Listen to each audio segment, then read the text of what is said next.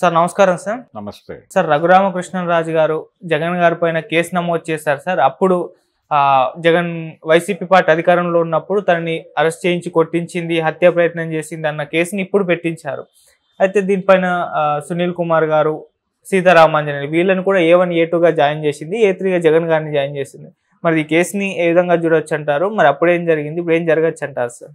అంటే రఘురామకృష్ణరాజు గారు ప్రభుత్వం మీద తీవ్ర స్థాయిలో విమర్శలు చేశాడు. ఆ పార్టీలో ఉండే అవును. తాను ఏ పార్టీ నుంచి అయితే ఎంపీగా గెలిచాడో ఆ పార్టీ ప్రభుత్వం మీద విపరీతంగా దాడి చేయటం, ఆ పార్టీ నాయకుడిని బహిరంగంగా తీవ్ర స్థాయిలో విమర్శించటం, ఇది ఒక క్రమశిక్షణా చర్య తీసుకోవాలి అనుకునే పరిస్థితి అటునుంచి. ఈ సందర్భంగా ఆయన అరెస్టు జరిగింది. జరిగినప్పుడు క్వశ్చనింగ్ ప్లేస్లో ఆయన్ని థర్డ్ డిగ్రీ ఉపయోగించారు అనేది ఆయన ఆరోపణ. ఆ రోజున ఆయన కాళ్ళకి తగిలిన దెబ్బలు అవన్నీ చూపించాడు మీడియాకి. అయితే థర్డ్ డిగ్రీ ఉపయోగించడం జరగలేదు అనేది ఇప్పుడు చెప్పినటువంటి కేసులో పెట్టిన సునీల్ గారు చెప్పాడు. సీతారామాంజనేయులు గారు ఇంటెలిజెన్స్ ఐజీగా ఉన్నాడు అప్పుడు. ఆయన ఆల్రెడీ రిజైన్ చేశాడు. ఇప్పుడు కూటమి ప్రభుత్వం రాగానే వీళ్ళందరూ స్వచ్ఛందంగా వెళ్ళిపోయారు. నిన్నో మొన్న ప్రవీణ్ ప్రకాష్ కూడా రిజైన్ చేశాడు, వాలంటరీ రిటైర్మెంట్ తీసుకుని వెళ్ళిపోయాడు. ఆయన కూడా కొంచెం జగన్కు అనుకూలంగా వ్యవహరించినటువంటి ఐఏఎస్ ఆఫీసరే.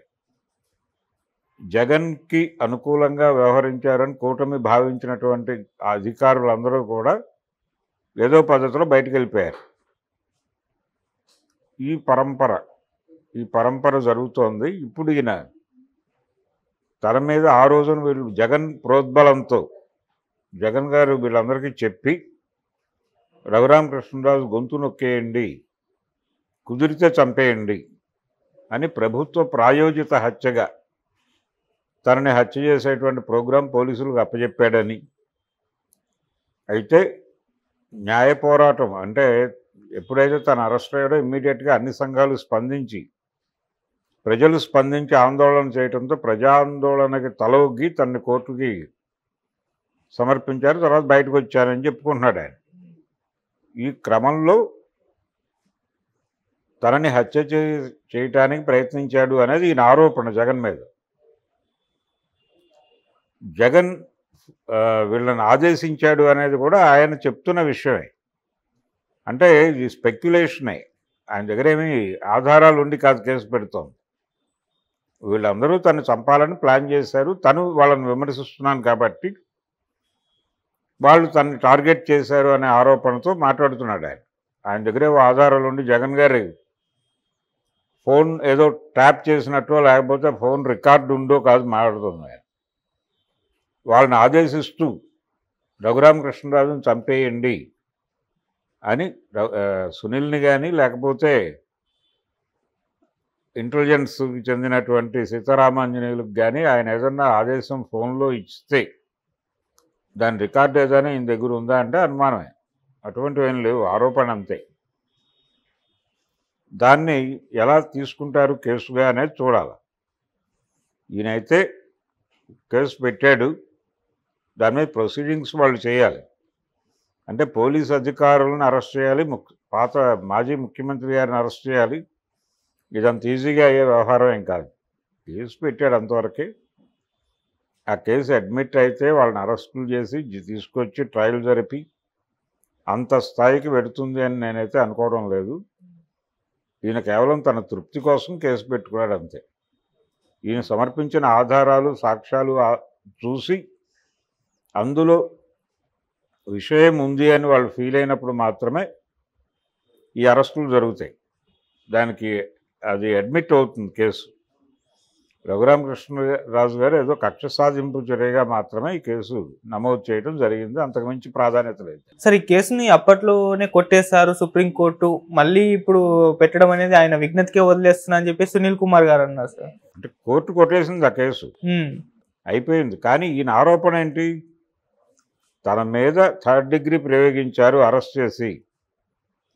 ఆ రోజున వాళ్ళ ప్రభుత్వం ఉంది కాబట్టి నేను నోరు మెదపలేదు, ఇప్పుడు ప్రజాప్రభుత్వం ఏర్పడింది కాబట్టి నా మీద జరిగిన దాడికి నేను కేసు పెడుతున్నాను ఇప్పుడు నాకు న్యాయం జరుగుతుందని నేను భావిస్తున్నా, ఇది ప్రజాప్రభుత్వం కాబట్టి అని అంటున్నాడు ఆయన.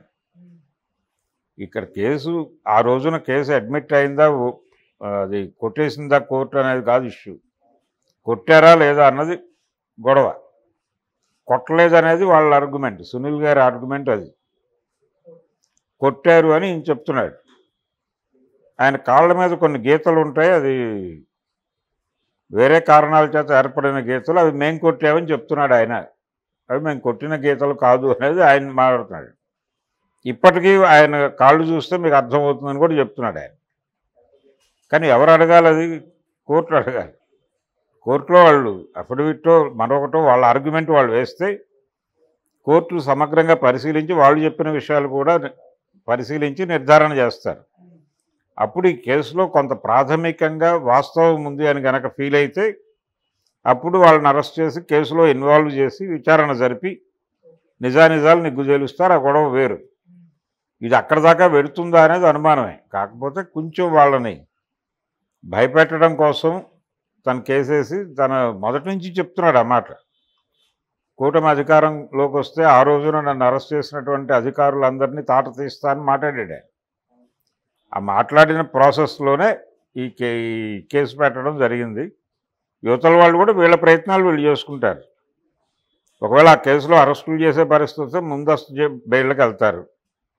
ఇప్పుడు చాలామంది ముందస్తు బెయిళ్ల వ్యవహారంలో ఉన్నారు కదా. సజ్జల రామకృష్ణారెడ్డి గారు ముందస్తు బెయిల్ ప్రయత్నాల్లో ఉన్నాడు అని వార్తలు చూసాం మనం. అంటే తెలుగుదేశం పార్టీ కేంద్ర కార్యాలయం మీద జరిగినటువంటి దాడి వెనకాల ఆయనే ఉన్నాడు, బ్రెయిన్ బిహైండ్. ఆయన పోలీసులను అక్కడి నుంచి తప్పుకోమని చెప్పి ఒక వెసులుబాటు కల్పించి మీరు దాడి చేసుకోండి అని వీళ్ళకి చెప్పాడని, అది వాళ్ళు కోర్టులో సమర్పించినటువంటి అఫిడవిట్లో ఉంది ఆ వార్త. అందుకని అరెస్టు జరుగుతుందేమో అని ముందస్తు బెయిల్ కోసం ఆయన ట్రై చేసుకుంటున్నాడు. ఇలా వైసీపీ నాయకులందరూ ముందస్తు బెయిళ్ల కోసం ప్రయత్నాలు చేస్తున్నారు. అలాగే కూటమి ప్రభుత్వానికి వ్యతిరేకంగా పనిచేసినటువంటి అధికారులు కూడా ఏ క్షణమైనా అరెస్టులు జరగవచ్చు, ఎందుకైనా మంచిది అనే ఉద్దేశంతో ఈ ముందస్తు బెయిల్ కాగితాలు దగ్గర పెట్టుకు తిరుగుతున్నారు. అందరూ ప్రిపేర్డ్గానే ఉన్నారు. ఎవరు ఏదైనా జరగచ్చు, మన మీద దాడులు, ఈవెన్ పొన్నవోళ్ళతో సహా